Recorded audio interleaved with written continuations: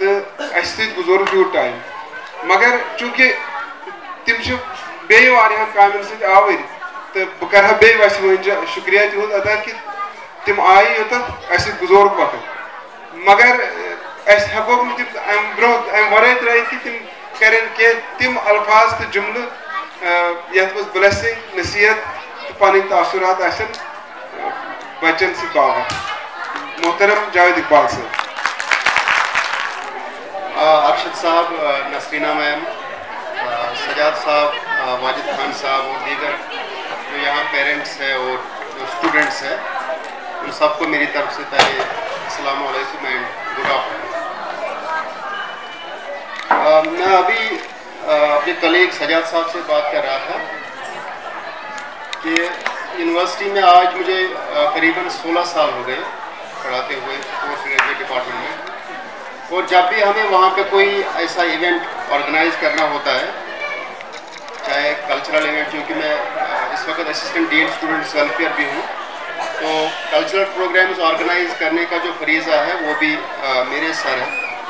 लेकिन जब भी हमें ऐसा कोई प्रोग्राम ऑर्गेनाइज करना होता है तो एक तवील अरसे तक हम पहले उसकी तैयारी करते हैं, उसके लिए रिसोर्सेज अरेंज करने पड़ते हैं या कॉस्ट्यूम्स अरेंज करने पड़ते हैं या कोरियोग्राफी वगैरह। और मैं ये जो आज सुबह से मैं यहाँ पे देख रहा हूँ, मैं हैरान हूँ कि इतने कम अरसे में इन लोगों ने ये तैयारी कैसे की। तो उसके लिए पहले मुझे लगता है कि हम सबको we should all cheer them up. और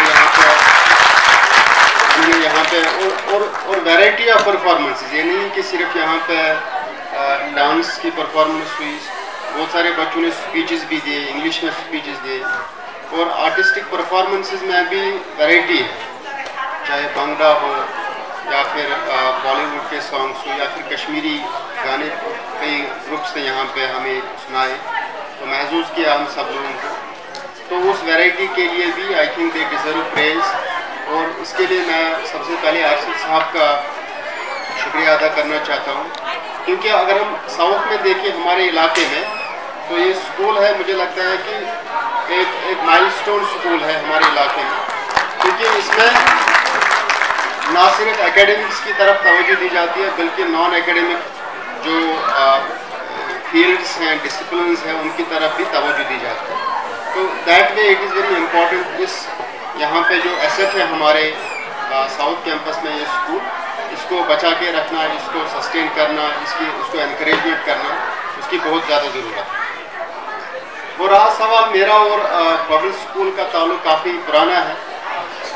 जब मैंने यूनिवर्सिटी ज्वाइन की 2007 में, तो 2008 में ही शायद हमने पहला इवेंट वहाँ पे ऑर्गेनाइज़ किया था, प्लांटेशन डे। उन दिनों मैं अरशद साहब को नहीं जानता था, तो डायरेक्टर साहब ने मुझे कहा कि जावेद, हमें यहाँ पे एक प्लांटेशन डे ऑर्गेनाइज़ करना है, तो आप ज़रा फील्ड में देखें कि किसी स्कूल को हम कोऑप्ट करना चाहते हैं, उनको हम यहाँ बुलाना चाहते हैं।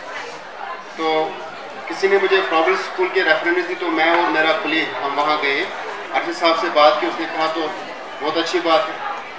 तो उस दिन से लेकर आज तक ना सिर्फ एकेडमिक फील्ड में हमारे ताल्लुकात बढ़ गए, बल्कि नॉन एकेडमिक जो हमारे कनेक्शन है उनमें भी मजबूती आ गई।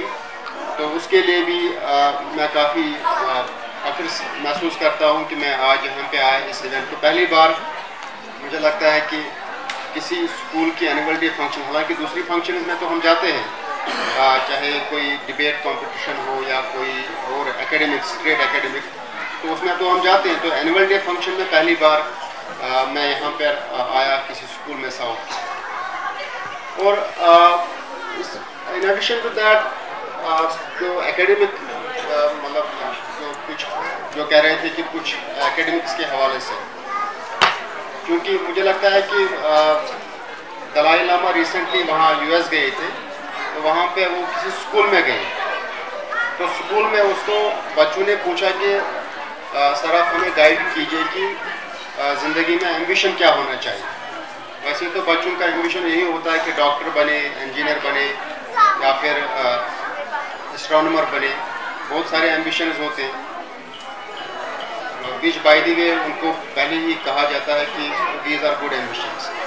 तो वहाँ पे वो दलाई लामा उनको कह रहे थे कि आपका एम्बिशन होना चाहिए कि sharp mind and warm heartedness, इन दोनों चीज़ों का तवाज़ुन होना चाहिए, बैलेंस होना चाहिए।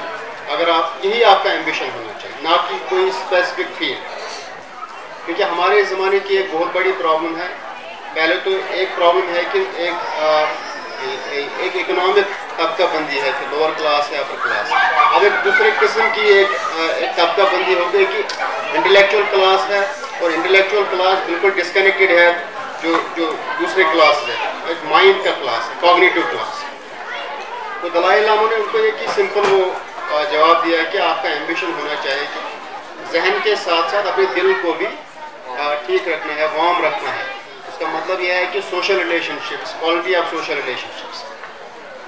बाकी मुझे लगता है कि अभी लड़ी शाह ने जो कहा वो बिल्कुल अप्रोप्रिएट है। मार्क्स जो है बिल्कुल नंबर है, अल्टीमेटली मैटर करता है कि आपकी क्वालिटी ऑफ डिग्री क्या है।